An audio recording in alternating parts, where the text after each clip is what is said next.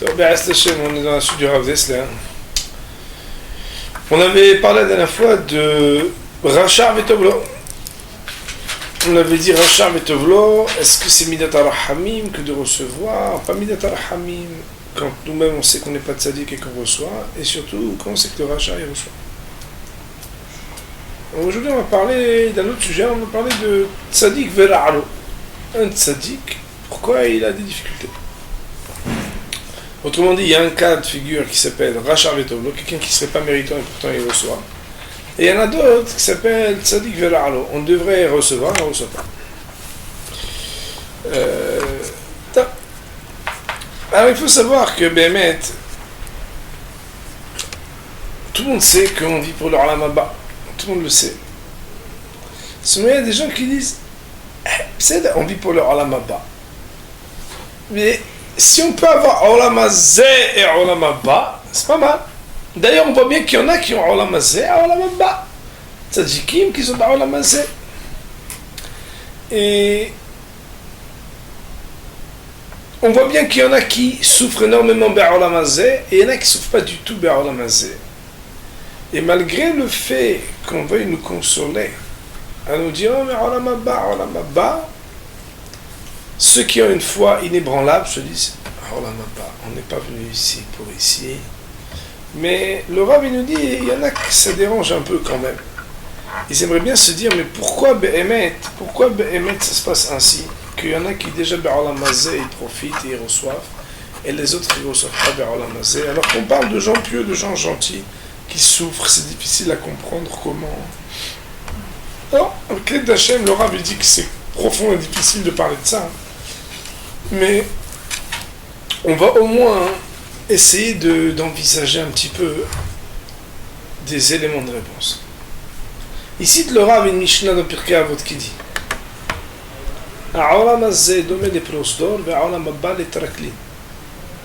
ce monde-ci est un vestibule devant le palais qui est le monde à venir. Autrement dit, nous dit le Rav Dessler, nous agissons dans ce monde-ci pour un but qui s'appelle le monde à venir. Et d'ailleurs, si Béhémet, on arrivait à entendre que aujourd'hui nous agissons, mais c'est demain qu'on reçoit le salaire, on regarderait très différemment l'effort et la difficulté, le labeur de ce monde-ci, car c'est la condition de ce monde-ci. Et le Rav nous prend l'exemple de Yaakov, qui lorsqu'il travailla pour Rachel, après qu'il été usurpé par son beau-père Lavan, il est marqué qu'il travailla encore cette année supplémentaire, et ils furent à ses yeux comme quelques jours uniquement, tant il aimait Rachel. Le Rav nous dit, tu vois bien que quand on sait pourquoi on fait des choses, et qu'on a un but qui est honorable, on ne sent pas passer le temps, ni on se rend tellement compte de la difficulté. C'est pourquoi, il nous dit le Rav, si on parle tellement des difficultés de Olam Hazeh, c'est que quelque part on ne se rend pas compte de combien ces difficultés de Olam Hazeh sont la garantie du Olam Haba, selon la qualité de ce qu'on a été capable d'assumer dans nos Seber Olam Hazeh. Et il nous raconte une histoire très sympathique. C'est l'histoire de Kouchi Ehad, un Africain qui connaissait rien à l'or et à l'argent, un homme simple, gentil, bon, et une fois, il a sauvé le roi de la noyade. Alors le roi, il l'a fait convoquer, il l'a fait rentrer dans une pièce où il n'y avait que des trésors, et ils l'ont laissé là-bas avec un sac énorme, et ils lui ont dit tu peux prendre tout ce que tu veux. Et lui il ne comprenait pas bien le langage là-bas. Alors il a râlé, il a dit qu'est-ce que c'est ça? Il me donne du travail, moi je sauve le roi, ils me disent maintenant de ramasser et de faire le ménage dans une pièce pareille. C'est ça ma récompense. Et il a dit je vais d'avoir une petite sieste. Reposer un peu là, ils sont fous ces gens-là. Moi maintenant j'ai sauvé un roi, maintenant il me demande de faire le nettoyage. Quelle corvée, quelle torture. Et il est resté, il s'est reposé 2 heures, 3 heures. Puis après, il s'est réveillé, il a dit, ouais, il faut quand même faire un petit truc, c'est pas trop fatigant. Mettre là. Il a ramassé des petites choses. À la fin de la journée, on vient de chercher, on le sort. Et il rentre chez lui, il raconte à ses amis, il dit, ouais, ils ont voulu m'avoir. Ah, ils m'ont reçu. Presque, ils ont voulu me punir. Ils m'ont mis là-bas pour ramasser, nettoyer là-bas, il y avait des trucs. Ils m'ont dit, ça s'appelle Zav, Kesef. Parce que c'est moi, mais ils sont fous ces gens. Ils ont voulu que je travaille toute la journée, que je me fatigue. Ça va pas ou quoi? Moi je me suis détendu tranquille, je fais une petite sieste. Et ils ont dit, t'y pêches chez Kamora. Imbécile que tu es. Imbécile que tu es. Tu étais dans le trésor du roi. Tu aurais pu prendre de l'argent, de l'or, des diamants. Et qu'est-ce que tu as fait? Tu t'es dit, non, il faut que je me repose, c'est trop fatigant pour moi. Il me dit, le Rav, c'est exactement ce que nous, on est en train de revendiquer quand on demande des conditions de travail meilleures. Mais en réalité, chaque jour, on est en train de ramasser des pierres précieuses, dont on pourra disposer et bien, émettre qu'on ne se rend pas compte que chaque minute nous sont proposés de l'or, de l'argent et des diamants à ramasser. Et on sait bien, sans rentrer dans la profondeur de la mine, que pour pouvoir trouver de l'or, on ne peut pas rester beau et neuf du matin au soir quand on va pour chercher de l'or ou des choses rares. Pourquoi? Parce que plus les choses sont rares et plus elles sont chères, plus il faut être capable d'assumer et d'accepter les difficultés pour les trouver, pour accéder à elles. Et ça veut dire, en réalité, le Rav nous dit, c'est qu'en réalité, nous, exactement comme cet homme, on confond le prose d'or, le vestibule, avec le palais. Si jamais on entendait ce qu'il est possible de prendre ici, jamais on pourrait se plaindre une seconde des conditions de travail difficiles, puisque toutes ces conditions-là viennent du fait de ce qu'avec ces conditions de travail, on peut prendre et encore prendre, pour ce qui est Ayom la Asotam ou Mahar le Kabel Sraram. Et le Rav, il va maintenant, Ba'ast Hashem, essayer d'expliquer. On a cité, mais on va encore citer. Mais le Rav le dit d'une manière très jolie, et non, on va citer une petite histoire là-dessus. Il dit que il est impossible de faire du vestibule lui-même un palais. Et d'ailleurs, il nous dit le Rav, celui qui fait du vestibule un palais, il ne peut pas faire du palais un palais. Parce que le vestibule, parce qu'il est vestibule, il fait que le palais est un palais. Mais si dans le vestibule tu veux te trouver comme dans un palais, alors le Ma'aseh, tu n'as rien compris. Et le Rav, en cela, nous rappelle quelque chose de très important. En donnant une image d'un professeur. Et dit à un professeur qu'il voit mettre qu'un élève, il ne fait pas bien son travail. Alors, bien entendu, si le professeur il s'énerve, parce que c'est un nerveux, Alavne Emar, à propos de lui, on a dit, il y a un kabdan Melamed, il n'a pas le droit d'enseigner. Un homme qui est trop nerveux peut enseigner. Mais, qu'on le veuille ou non, il existe ce qu'on appelle Ka'asapanim, comme le dit le Ramchal. Un professeur doit savoir sévir, non pas du cœur, mais du visage, pour pouvoir montrer que là, il y a quelque chose qui n'est pas à sa place. Et qu'il va falloir dire à la personne, qu'est-ce que c'est que ça? Ben alors mon garçon, tu fais pas ton travail? Pourquoi? Parce qu'il veut qu'il s'améliore.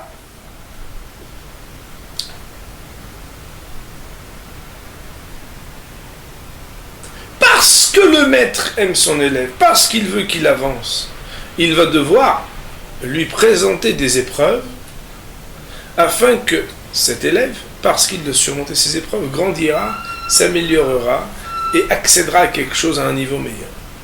Si Béhémet, un maître voit qu'après qu'il ait fait des remontrances à son élève, qu'il l'ait corrigé par des punitions, il voit qu'il ne fait rien.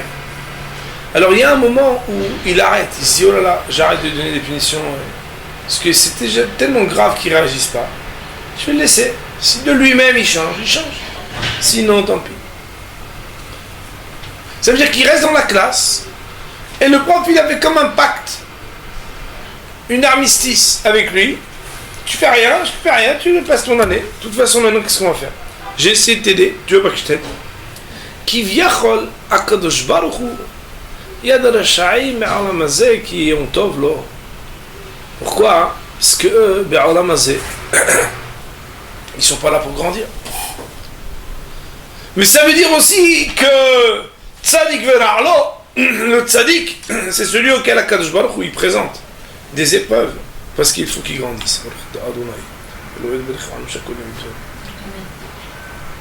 Et il cite le Rav, un commentaire très important. Il y a marqué que Aïsav et Yaakov, ils ont reçu presque les mêmes berachot. Bizarre. Il y a marqué Tal HaShamayim, Shmane Haaretz. Tal HaShamayim, la rosée des cieux. Shmane Haaretz, on pourrait dire les sucs de la terre. Seulement, il dit, le Rav, en citant Rashi, il y a deux différences. Une des différences, c'est que dans un cas marqué Elohim, dans l'autre cas marqué Yudke Vavke. Quand il donne à Yaakov, il utilise l'attribut de rigueur. Si tu fais bien, tu vas bien recevoir. Si tu fais pas bien, tu vas moins bien recevoir. Alors que pour Esav, il utilise le nom d'Hachem Yudke Vavke, qui est un attribut de miséricorde, où il va toujours recevoir les bénédictions. Pourquoi? Il dit Rashi parce que Esav, il pourrait se révolter si on lui donne pas. Mais Yaakov, Israël, et donc tout le peuple juif, sont capables de comprendre que quand ils ne reçoivent pas, c'est parce qu'il y a une raison importante pour laquelle ils ne reçoivent pas. Parce que grâce à ça, ils vont grandir. Alors le Rav, il pose une question. Il dit, ok, c'est bien beau tout ça, mais ça, c'est quand quelqu'un, il s'est mal comporté. Qu'est-ce qu'on va dire quand un enfant il est malade? Qu'est-ce qu'on va dire quand dans une famille, quelqu'un à la naissance, à l'origine de son existence, il a déjà des difficultés terribles? Comment on comprend? C'est très difficile. Voilà, en pratique, c'est quelque chose qui est terrible de penser qu'il vient il y a quelque chose ici qui serait de l'injustice. Alors il dit le Rav, un yusod qui est fondamental. Il dit que s'il est vrai que dans la Gemara de Nida, on nous dit que quand il y a un ange qui prend la semence qui a fécondé, il monte voir Hachem, il dit qu'est-ce qui va être de ce bébé? Est-ce qu'il va être riche ou pauvre, hacham ou idiot? Est-ce qu'il va être fort ou faible? Il ne reste pas moins que la Gemara nous dit là-bas, mais tzadik ou racha, on ne peut pas demander. Parce que comme tout dépend du ciel, sauf ce que toi tu vas faire de toi-même. Ça veut dire quoi? Il dit le Rav que Akadosh Baruch Hu, dans sa grande bonté, il a créé le monde. Et Akadosh Baruch Hu, il a voulu que l'homme ait quelque part une sorte d'illusion, mais pas tellement illusoire, de mériter ce qu'il a. Ça veut dire quoi?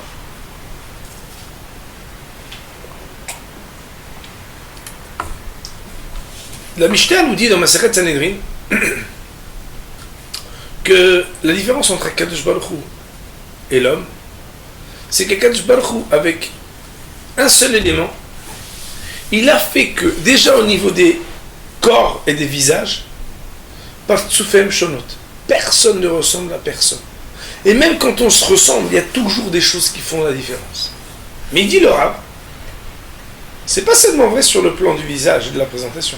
C'est vrai au niveau aussi des déraut. Des déraut, ça veut dire de la constitution, des traits de caractère.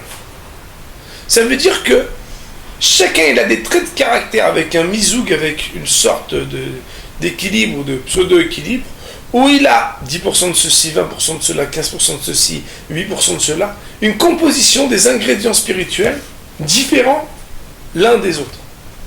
Il n'y a personne qui a la même composition. Comme la Gemara nous dit que Shem Shem Partsufem Domim Kachen Deotem Shavot. De la même manière que les visages ne se ressemblent pas, de la même manière les consciences et surtout les compositions des midot sont différentes. Alors quoi? Pourtant, on a l'impression qu'on a tous le même but, c'est faire la Avodat Hashem, faire le service divin, faire Torah ou mitzvot. Alors, ben, pourquoi on n'est pas tous les mêmes? Ça aurait été bien, on fait tous la même chose. Et il dit non, c'est parce que Kadosh Baruch Hu, il a voulu que nous puissions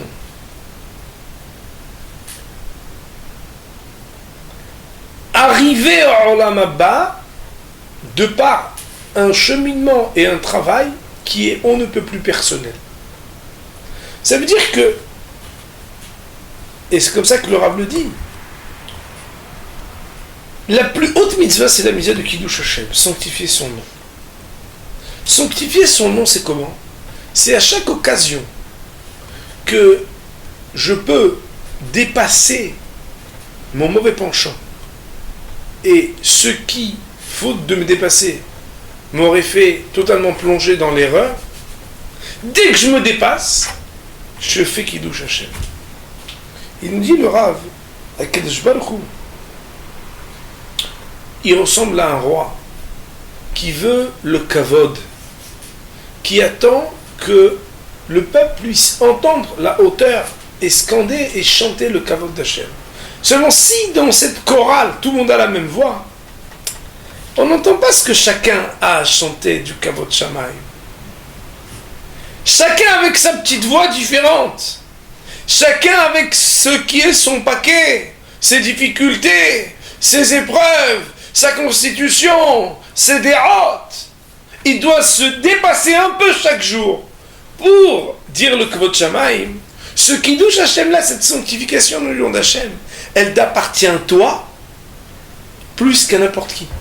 Parce que cette voix-là, cet écho-là, cette résonance-là qui vient de ce que toi tu es, de ce que toi tu vis, et que tu dépasses malgré ce que toi tu vis et que personne d'autre peut vivre comme toi, c'est une voix de Kvod Shamaim, c'est une voix d'honneur à Dieu et de sanctification de Hachem que personne ne peut chanter. Et ça fait qu'Akadosh Baruch Hu, qui ne veut pas qu'on arrive en ayant le pain de la honte quand on monte là-haut, il veut que chacun, il lui appartienne quelque chose vers Olam Haba. Comment chacun peut lui appartenir quelque chose vers Olam Haba? Il t'appartient vers Olam Haba ce que tu as accepté de travailler sur toi malgré les difficultés vers Olam Hazé. Ça veut dire que le Rav va très loin dans son raisonnement. Ça veut dire qu'en réalité, le Rav nous dit, si quelqu'un entendait combien le Olam Haba il dépend de la manière avec laquelle ici j'ai accepté d'être ce que je suis, de recevoir ce que je reçois, et avec ça, de me dépasser et de faire Torah mitzvot, parce que c'est ça le Kiddush Hashem qui m'est demandé à moi, avec mes moyens, avec mes possibilités, avec mes qualités et mes défauts. Alors la personne qui viarole, elle pourrait se dire que si à sa neshama on lui avait demandé, dis-moi, tu veux beaucoup de moyens, pas beaucoup de moyens dans cette vie, aucune neshama, nous dit le Rav, n'aurait dit moi je veux beaucoup de moyens. Parce qu'en réalité, le Kevod Shamaim et le Kiddush Hashem, il vient justement de ce qu'on est capable pour sanctifier le nom d'Hachem, d'accepter de supporter, d'accepter de surmonter, d'accepter de dépasser ce qui aurait fait trébucher les autres, tomber les autres. Pourquoi? Parce que nous on est attachés à Kadosh Baruch Hu. On sait qu'on est là de passage. Je vous ai déjà raconté cette histoire, mais c'est une anecdote. On dit que la femme de Hafetz Haim, une fois, elle a vu des gens qui avaient beaucoup de moyens. Et alors, elle a dit à son mari, dis-moi, regarde celui-là, ils n'ont rien à voir, comment ils peuvent avoir et il lui a répondu, il a dit, eux, Olam Haba, ils n'ont pas.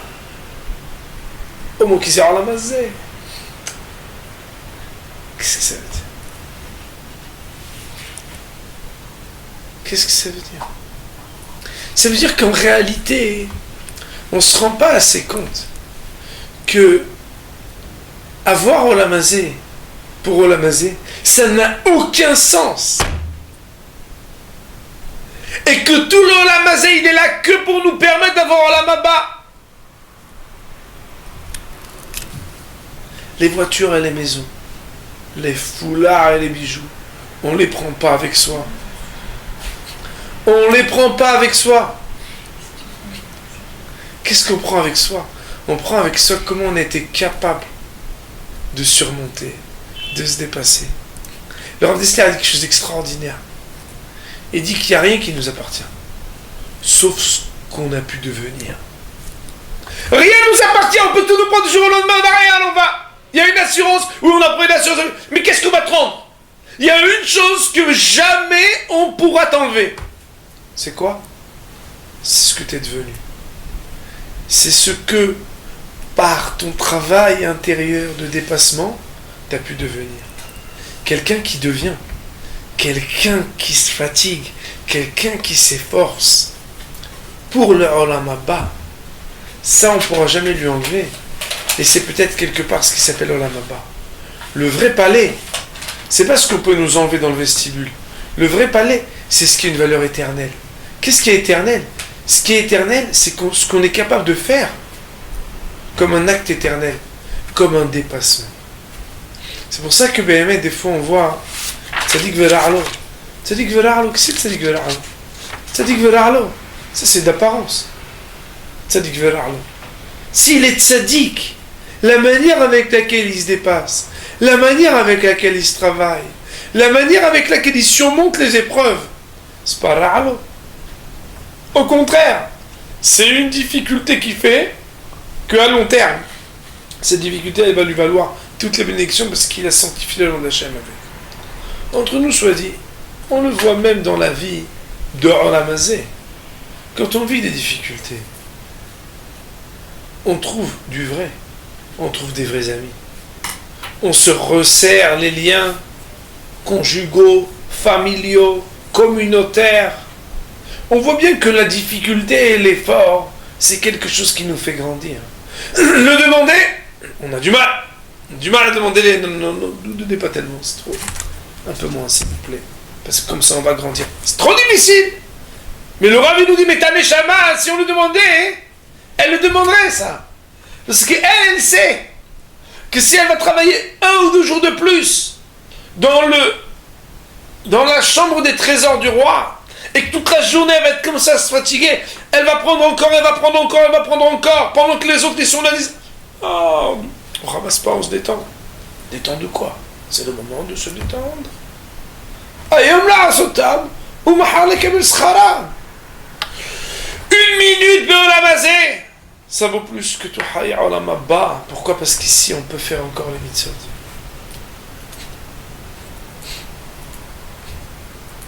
Ça veut dire que, en réalité, le Rav nous dit, la raison pour laquelle on réclame et on se plaint de Olam Hazé, c'est qu'on ne comprend même pas ce que ça veut dire, le but du Olam Hazé, qui est d'arriver au Olam Haba. On est totalement ignorant, on prétend avoir la foi du Olam Haba, mais si on réfléchissait, qu'est-ce que ça veut dire Olam Haba? Un Olam de Neshamot, un Olam où on s'approche d'Akadosh Baruch Hu, un Olam où il n'y a rien d'autre que la spiritualité. Il n'y a que le salaire des mitzvot qu'on a fait. Un homme, mais il ne s'investirait pas tellement bas Olam Hazé pour Olam Hazé, mais il entendrait que chaque difficulté du Olam Hazé, elle n'est que un plan d'épargne pour Olam Haba. Et notre grand problème, c'est qu'on vit Olam Hazé pour Olam Hazé. Mais si on avait compris qu'on n'est que dans un vestibule. Et Ba'avonot, malheureusement, on ne regarde pas assez des gens qui partent. On dit qu'ils partent trop jeunes. Et on se dit, c'est pas possible, celui-là il est parti et celui-là il a quitté ce monde. Mais en réalité, ce qui est terrible, que quelqu'un part, c'est pas qu'il est parti, le pauvre. Lui, il a fini ce qu'il avait à faire. Extraordinaire. C'est qu'en réalité, au moins, puisque tous les jours il y a des gens qui quittent ce monde, on devrait au moins comprendre que c'est vrai, c'est prochain, le Olam Haba. C'est le monde qui est Abba. Abba, ça veut dire, ça peut être d'une seconde à l'autre. C'est que les gens, ils s'adonnent, ils se fatiguent pour Olam Hazé. Mais pour Olam Haba, est-ce qu'ils pensent à Olam Haba? Et dernièrement, je demandé à Bélim, je leur ai dit, mais la vie, c'est pas une grosse voiture et une pastèque fraîche. Et ils ont rigolé. C'est pas une grosse voiture, une pastèque fraîche, rabotaille. C'est sûr qu'il y a autre chose. Que quelqu'un quitte ce monde pour réfléchir à l'existence. Une fois que quelqu'un est arrivé, je vous ai raconté peut-être déjà cette histoire. À Vilna, très tard le soir, tout était éteint. Il a vu la maison du Gaon de Vilna. Il a frappé à la porte, le Gaon, il a fait entrer, il a donné à manger, il a réchauffé parce qu'il avait froid. Alors, la personne, elle lui dit, oui, Koudara, est-ce que moi j'aurai le Olam Haba? Alors il dit, pourquoi Olam Hazé tu as? Et il dit, qu'est-ce que tu fais dans la vie? Il dit, je travaille, jour et nuit, vous voyez bien, j'arrive à 3h du matin dans les villes, je cours. Il dit, alors tu arrives à gagner ta vie? Il dit, difficilement, c'est très dur. Et il dit, réfléchis. Si déjà dans Olam Hazé pour lequel tu te tues la santé, tu as du mal à joindre les deux bouts alors que tu te donnes à fond dans Olam Hazé. Pour Olam Haba, tu t'investis au moins un tout petit peu moins. Sinon, beaucoup, beaucoup moins. Comment tu peux prétendre avoir Olam Haba si déjà pour Olam Hazé pour lequel tu t'adonnes jour et nuit à travailler, tu obtiens presque rien? Pour Olam Haba qu'il est éternel, il faut s'investir. Regardez les gens, comment ils s'investissent toute la journée. Argent et argent et argent. Travail et argent.